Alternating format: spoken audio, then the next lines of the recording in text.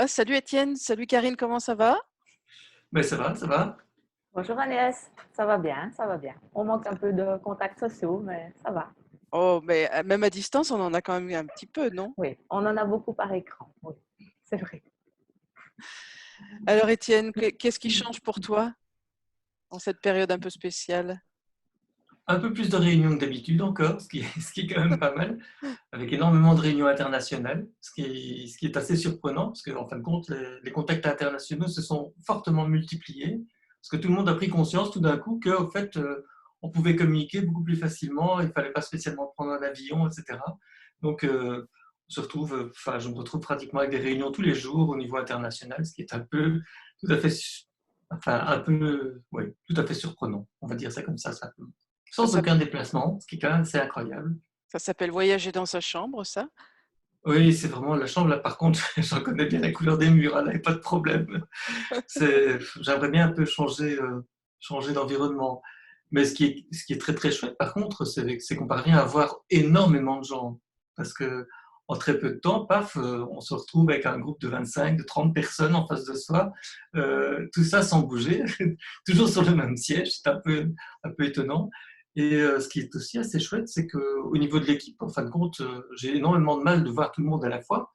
Et suite à ce confinement, ben, pour une fois, j'ai eu l'occasion d'avoir plusieurs réunions avec pratiquement tout le monde et même des réunions avec tous les gens de l'équipe présents. D'habitude, il faut 6 mois pour arriver à trouver une date qui convienne à tout le monde.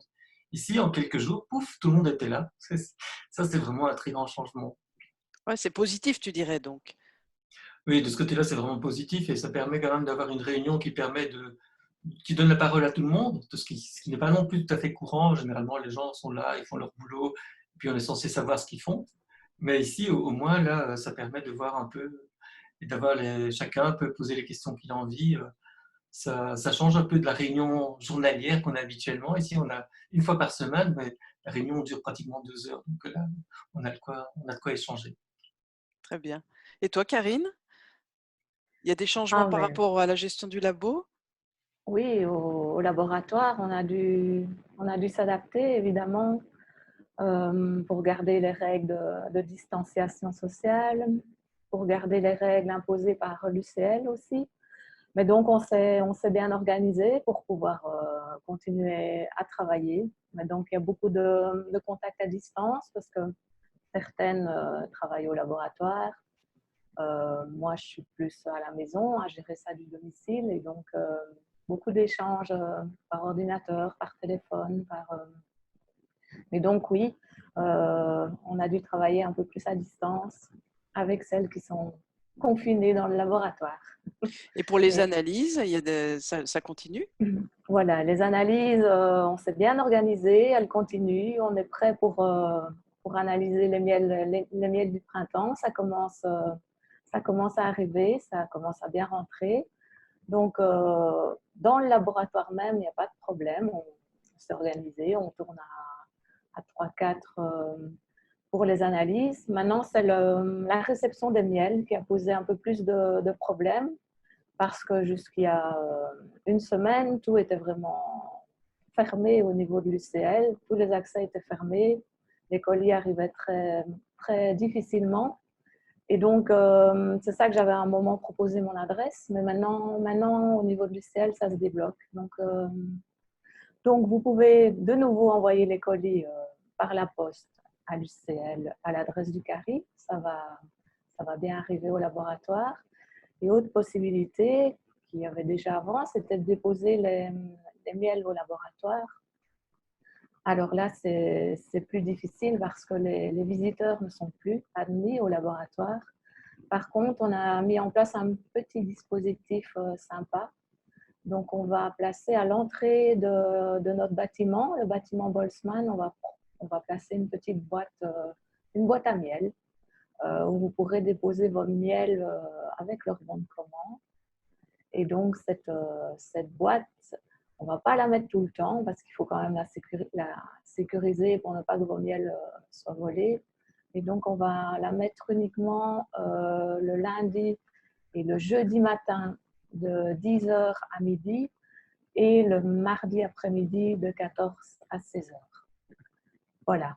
Et alors, pour être sûr, on aimerait bien vous envoyer un petit email, que vous m'envoyez un petit mail si vous souhaitez déposer vos miels donc dans cette boîte.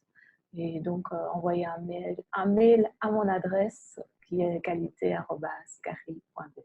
Donc finalement, si je Voilà. résume, pas de changement, sauf un petit dispositif qu'on pourrait appeler système D pour déposer le miel, puisqu'il y a toujours interdiction d'accéder aux locaux du CARI suite à ces mesures coronavirus. Ok, de toute façon, j'en reparlerai sur le post dans le blog.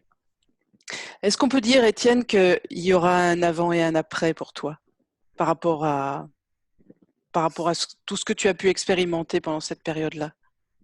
Je crois que c'est évident. Enfin, je viens d'avoir une réunion à Pimondia maintenant. Il a été décidé plus ou moins de façon informelle qu'on aura probablement un conseil d'administration tous les 2 mois, ou même peut-être tous les mois.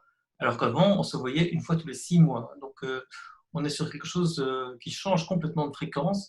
Il y a toute une série de choses qui vont bouger. Si jeudi, j'ai une réunion avec la FAO. Enfin, on est sur une dynamique complètement différente. Cet après-midi, c'est BeLife.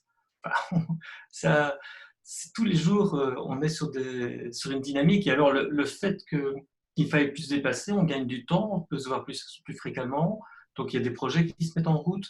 Et ça, c'est une chose tout à fait positive. Je veux dire, au niveau environnement, bilan carbone, etc., c'est génial. Naturellement, je n'ai pas l'action de la compagnie d'aviation, donc c'est bien.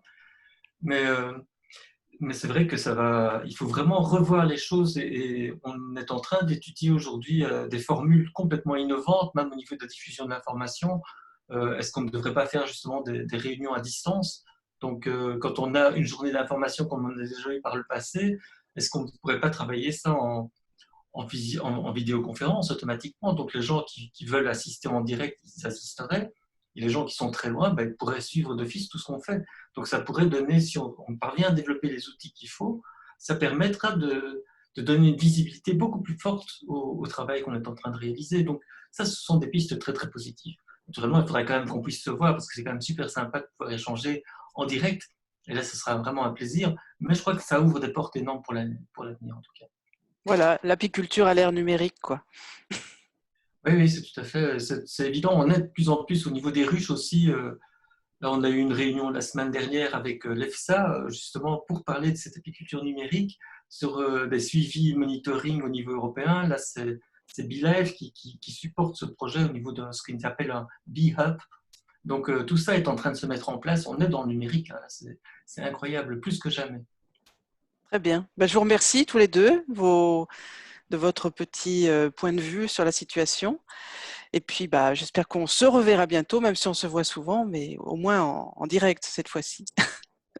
Merci, au revoir. Très bien. À bientôt. À bientôt. Salut Karine, salut Étienne. Salut.